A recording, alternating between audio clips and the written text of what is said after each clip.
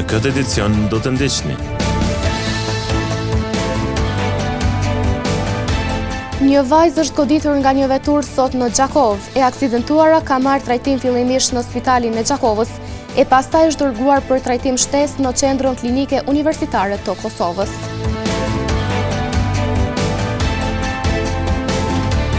Pas prerjes së pemëve, hapësira publike te Sahat Kulla kthehet në parking.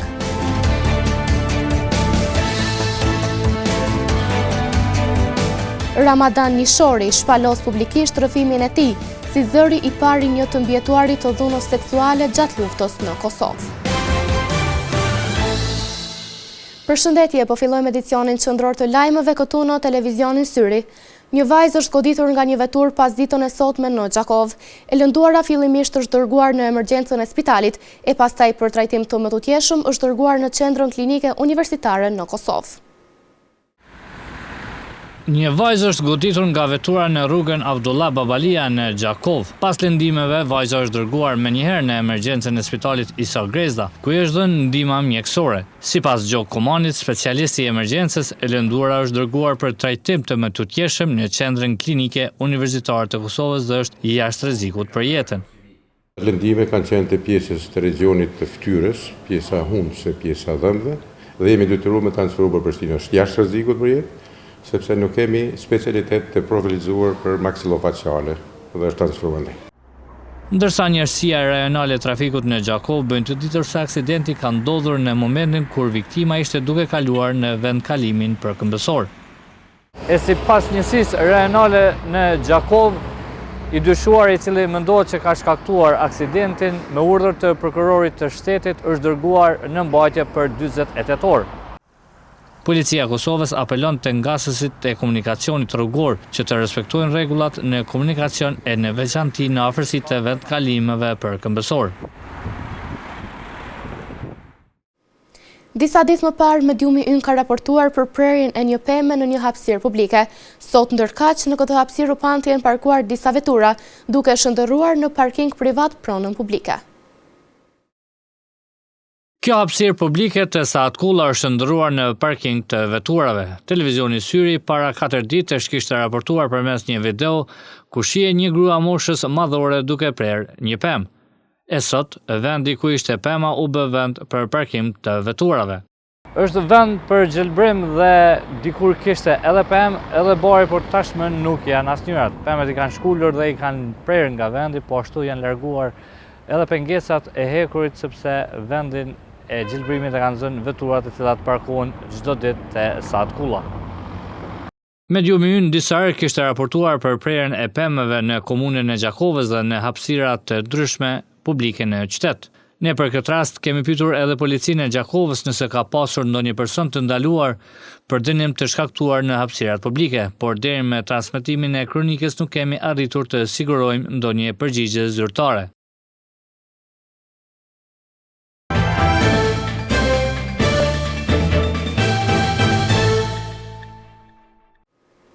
Pas më shumë se 26 vjet, Ramadan Nishori është burri i parë në Kosovë që bëri publik rrëfimin e tij si viktimë e dhunës seksuale gjatë luftës në Kosovë. Në ditën memoriale të mbjetuarve të dhunës seksuale, ai rrëfeu të gjithë ngjarjen që ia ndryshoi përgjithmonë jetën para shoqërisë kosovare. Pas rreth 26 vitesh, Ramadan Nishori shpalosi historinë e tij si mbjetuar i dhunës seksuale gjatë luftës së fundit në Kosovë, duke u bërë zëri i pari një të mbjetuarit të kësaj dhune. Sot dikun është në punë mbi në të tjetër.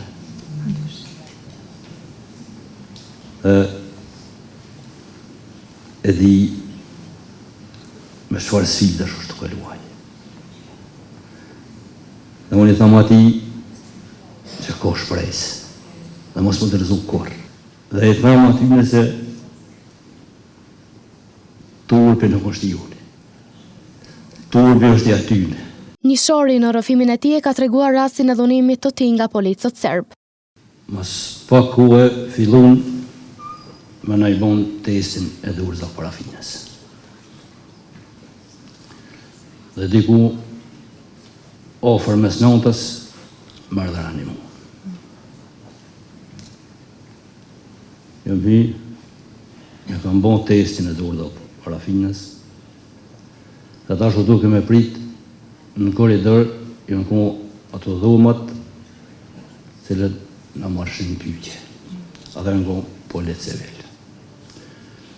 U konë dhe në shqiptor që punoj ke me ta në jeshin tonë. Po edip e ka posë rullin e përkthysit.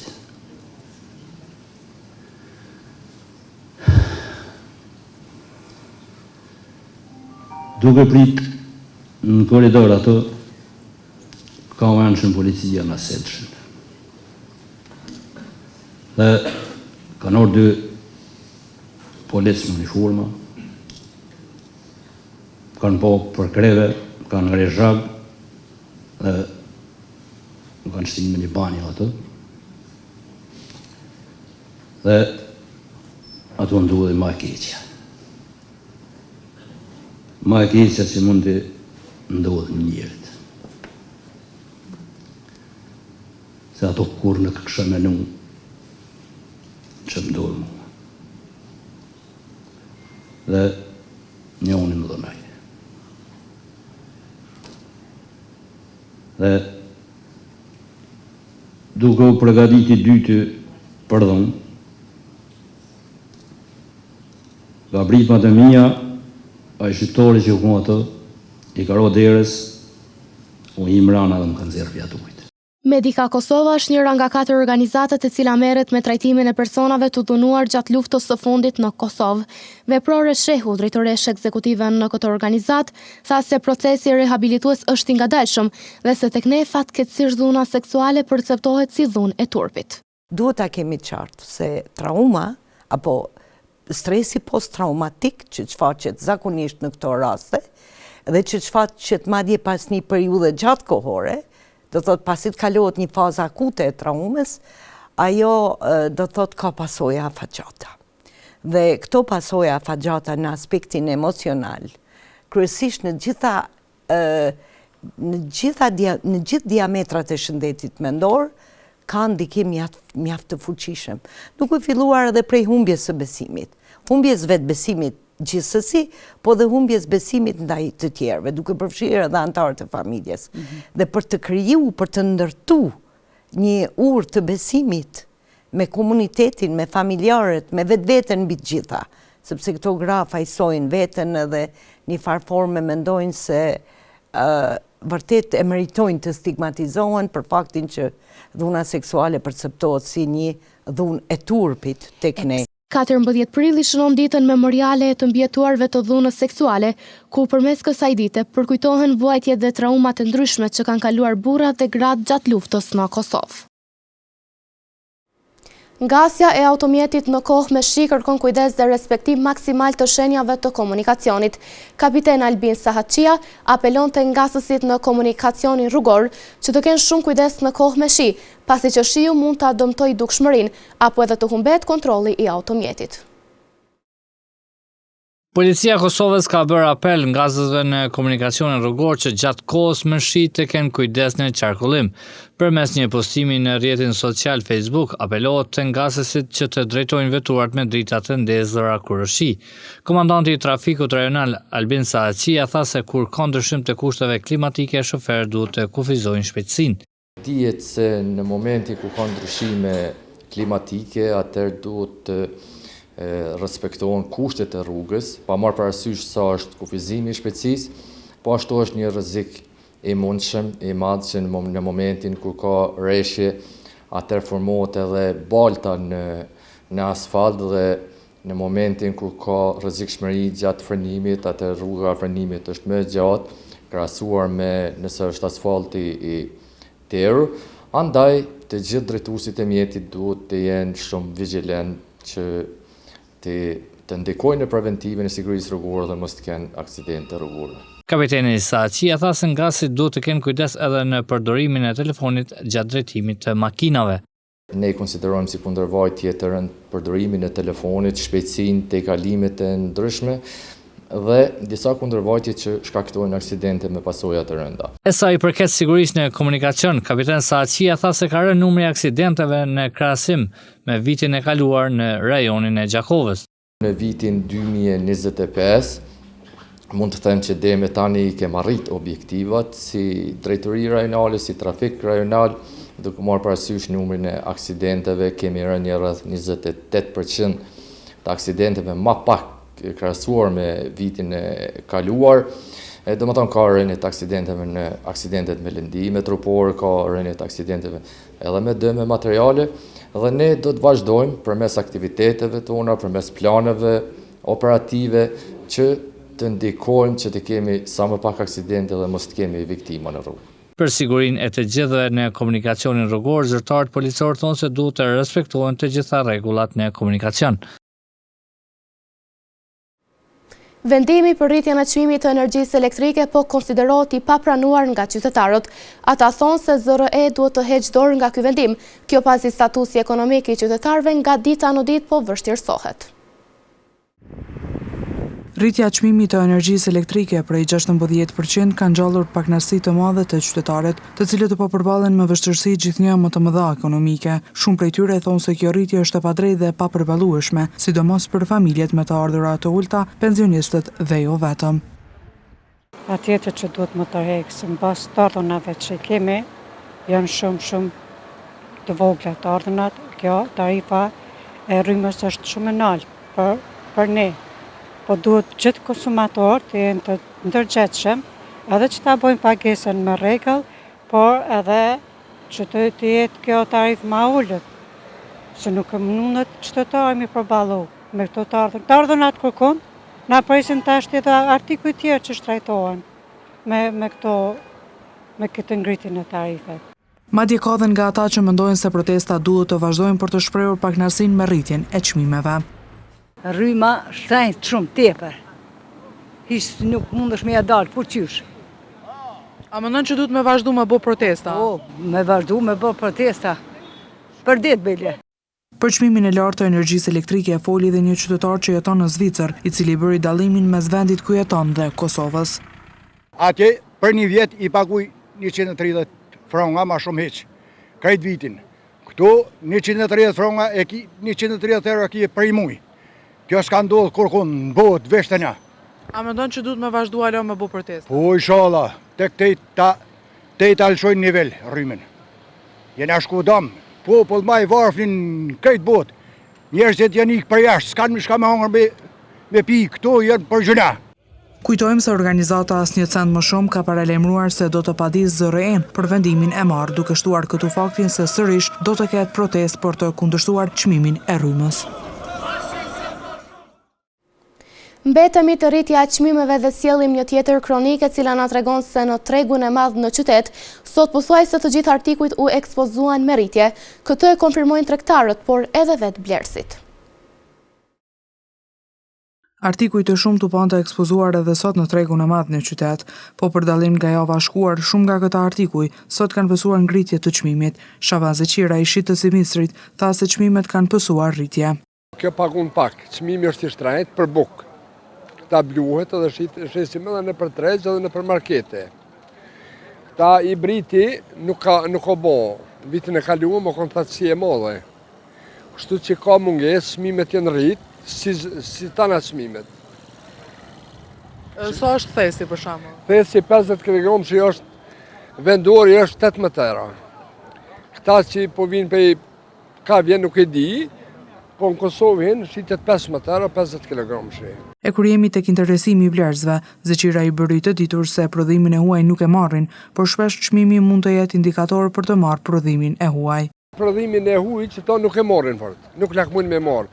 Po çmimi ndikon, atëherë e marrin pak puna dhe çmimit. Ky prodhimi jonë është shumë me cilësi më të mirë, por çmimi më i shtrenjtë. Se çmimet sot këtu po ekspozoheshin me rritje, konfirmojnë edhe disa nga blerësit. Madje njëri prej tyre tha se për ne që jetojmë jashtë Kosovës, çmimet janë normale, por për këta që jetojnë këtu, jo. Çmimet janë pak normale për rrogat e këtushit, mirë, por për neve që jemi në Gërbet janë normale. Edhe këta duan mundit madh. Mas keq që jemi me rrogat punëtorëve, se unë jam 54 vjet i kam në Gërbet. Po për këtu më duket shumë nalt. Me rrogat të ushtë, me punë të ushtë, është pak e problemshme. Vallaj, shumë shtrajta. Ma zë më keq për neve, me kaj që nërë është arëndohet. Cili produkt ju ra në sy ma shumë që ju duk ma shtrajt? Tanë asë një si këshyra që tash për momentalisht asë një sështë si nivel që kërkon. 3 euro, 4 euro një kilë speca. Që një dorë kep, 1 euro gjys. Më zëma kesh. Tanë këtu jenë shumë katastrofale. Tregtarit që takuam në këtë hapësirë tregu sot, thanë se shumë shpesh ballafaqohen edhe me rënje të blerësve, e për këtë çështje faktorët janë të ndryshëm, shtuan ata. Banorët e fshatit Dol së bashku me fshatrat përreth prej vitesh realizojnë aksione për pastrimin e hapësirave të fshatit. Palush Nikolla, kryetari i Këshillit Lokal, thotë se nisma të tilla rrisin edhe bashkëpunimin mes komunitetit dhe i bëjnë më të ndërgjegjshëm banorët.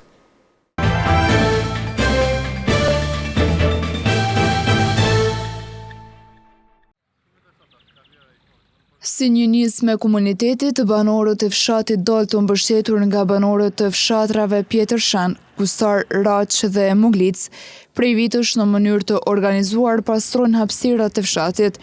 Përmes këtyre aksioneve synohet të rritet vetdia e secilit individ për ta ruajtur ambientin ku jeton. Madje një aksion të tillë e ndërmorën edhe gjatë vikendit të shkuar, kështu tha Palush Nikolla, kryetari i Këshillit Lokal. Po motivimi është shumë i mirë sepse pasuria është mbi gjitha. Do thotë ne si fshat, po më ne Dol, Kusar, Pjetërshan, Raq, Muglic, gjithmonë pastrojmë, gjithmonë çdo vit e bëjmë organizime, domethënë për çdo vit e bëjmë këtë pjesë pastrimit. Me një qëllim se ta mbujmë të keqen. Ne po mundohemi të edukojmë ato të tjerë që e gjujnë brollokin, sepse kjo është rrugë. Tu ne ecin familjarët, dalën për çdo pramje, për çdo ditë hecin kam, shëtisin që është një pamje shumë e bukur, është një vend shumë i bukur, edhe kështu që po na munduin pak, po na gjujnë shumë brollok, po munduin me na priksh. Po na do të vëdësohemi e do të mundohemi që ato të vëdësojmë që me se gjujnë brollokin. Nikolla tha se është shumë e rëndësishme që komuniteti të jenë të bashkuar, madje bëri edhe një apel drejtuar vendbanimeve tjera që të veprojnë njëjtë. Pasuria thash është mbi gjitha, dhe kështu që duhet më pastru, duhet më pasëm një ambient pastër, me mbajtë ambientin pastër. Kisha apelu të gjitha ato, që mos ta gjujnë, vend e pa vend, sepse gjatë rrugës i kemi kontinjerat, i kemi ato sportat po mënej që ku mund me gjujnë brollokin. I kemi organizuar si fshat jonë sportat gjatë rrugës, që ta gjujnë brollokin aty ku është vendi, jo ku nuk ka vendi, ta gjujnë për çdo vend ku sipas dëshirës tina. Ky aktivitet dëshmon për frymën pozitive dhe gatishmërinë e banorëve për të kontribuar në të mirën e përbashkët. Aksione të tilla jo vetëm që përmirësojnë jetesën në nivel lokal, por edhe forcon lidhjen komunitare dhe ndjenjen e përkatësisë, u shpreh kryetari i Këshillit Lokal, Palush Nikolla.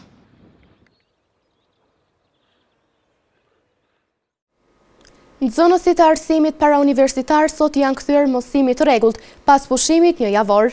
Periudha e mbetur për pjesën e fundit të gjysmëvjetorit të dytë nuk do të jetë shumë e gjatë, pasi maturantët përfundojnë me 15 maj, klasët e nivelit 9, 10 dhe 11 përfundojnë me 5 qershor, ndërsa me 23 qershor parafillorët dhe klasat nga 1 deri në 8. Pas pushimit pranveror, sot ka rifilluar procesi mësimor në gjithë arsimin parauniversitar në vend. Në disa prej shkollave që i vizituam sot, nxënësit u pan të jenë të përgatitur dhe me energji pozitive për të vazhduar me pjesën e mbetur të vitit shkollor. Pushime pranverore kemi kaluar shumë mirë, pushimi ka qenë boll i mjaftueshëm. Tash jemi dalë në shkollë, kemi filluar jemi përgatit për mësimet, edhe kemi një kohë shumë të shkurtë, se për pak vjen testi gjysmaturës. Besoj që po, do të thonë, kjo ka qenë një ndryshim i madh, sidomos edhe për nxënësit, sepse nga pushimi te mësimi është një ndryshim i madh, sepse jam mësuar me pushu, edhe besoj që shumica e klasës janë gati edhe janë përgatitur për periudhën e fundit, se periudha e fundit është edhe njëra prej më të rëndësishmeve, sepse duhet mi përmirësu notat, më marrë me mësime më shumë, edhe besoj që po, shumica jemi përgatitur. Ndërkohë dhe drejtuesit e shkollave thanë se janë të gatshëm të përballen me sfidat e mbetura deri në fund të vitit, duke theksuar rëndësinë e një bashkëpunimi të ngushtë midis nxënësve, prindërve dhe stafit arsimor. Kujtojmë se me 15 maj përfundon mësimi për klasën e 12, me 5 qershor mësimin e përfundojnë klasët e 9, 10 dhe 11, ndërkaq me 23 qershor mësimin e përfundojnë parafillorët dhe klasët nga e para deri në të 8-ën. Në vazhdim të ndjekim parashikimin e motit për ditët në vijim. Moti ndryshueshëm kanë bizotruar ditën e sotme, me temperatura që kanë lëvizur nga 10 deri në 18 gradë Celsius. Për nesër parashihet mot kryesisht i vranët e me diell, me temperatura që do variojnë nga 9 deri në 21 gradë Celsius. Diell e vranësira pritet të mbizotrojë edhe të mërkurën, me temperatura që do variojnë nga 11 deri në 25 gradë Celsius. 11 deri në 24 gradë Celsius pritet të jenë temperatura gjatë së ajntës, karakterizuar nga moti ndryshueshëm. Edhe për të premten parashihet të jetë moti ndryshueshëm, ku temperatura minimale do të jetë 7 gradë, ndërsa maksimalja pritet të jetë 20 gradë Celsius. Të shtunën pritet të mbizotrojë mot me diell, me temperatura të cilat do variojnë nga 8 deri në 21 gradë Celsius.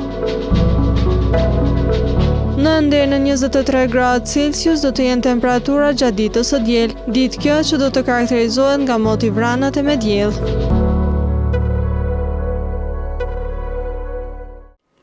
Para se të ndahemi të ndjekim edhe një herë titujt kryesor të këtij edicioni.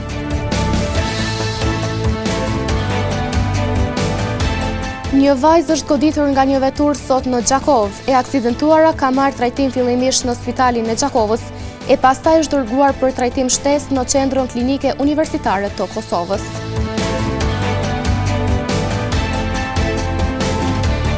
Pas prerjes së pemëve, hapësira publike te Sahat Kulla kthehet në parking.